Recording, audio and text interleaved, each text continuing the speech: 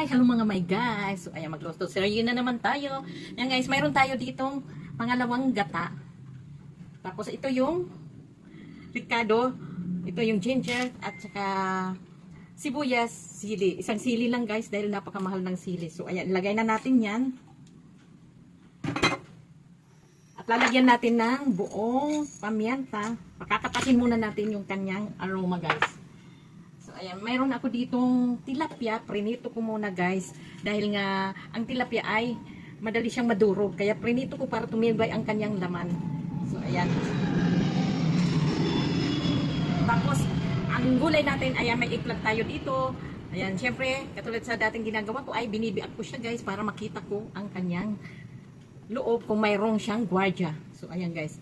Kasi, hindi talaga maiwasan yung pag may gwardiya. Pero wala naman dahil nabili ko siyang walang butas. Ganun gagawin nyo guys. Pipili kayo ng eggplant na walang butas. Kasi pag may butas, sigurado na may gwardiya yun.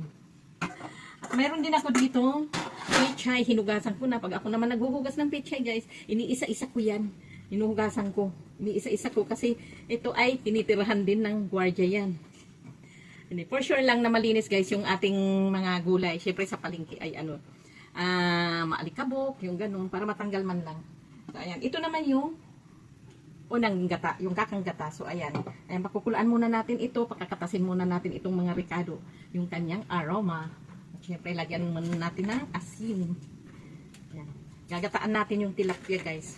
Ayan, may kanya-kanyang version. Pwede namang hindi iprito yung tilapia, pero ako prinito ko. Kasi nga, para hindi siya maduro. Malambot kasi ang laman ng tilapia, guys. Kaya ako priniprito. At siyempre, para mabawasan din ang kanyang lansa. At lagyan din pala natin ng granules. Hindi natin inubos guys. Kunti lang ako maglagay niyan. At ayan na nga, kumulo na yung pangalawang gata. So, ilagay na natin itong tilapia. So, ayan guys. Hinati-hati ko rin yung ibang tilapia guys kasi malalaki siya. Itong ulam na to hanggang hapunan na namin. Para mamaya wala na akong gagawin. Minsan kasi pag hapon tinatamad na ako magluto. Iinit na lang natin ito pag kakain na. At maglagay pala tayo ng vinegar guys. Ay, muntik na makalimutan. Tsansain lang guys. Ayan. Tsansain lang natin ang dami ng vinegar. Depende yan kung anong dami ng linuluto. Tapos ilagay na rin natin guys yung eggplant. Yan, hiniwa-hiwa ko siya ng 4 na hiwa.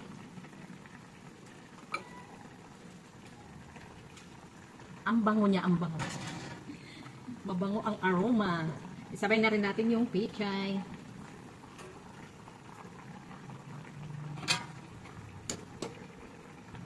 Ilagay na rin natin yung kakang gata or unang gata.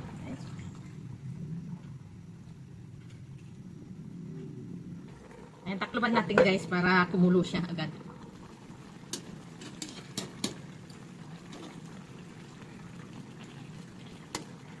Ayan guys. Sarap. Ang sarap nito guys. My favorite. Ginataan. Ewan ko ba. Paborito ko talagang luto yung may mga gata-gata kahit sa gulay. Gustong gusto ko yun. Ito sa isda. Ayan.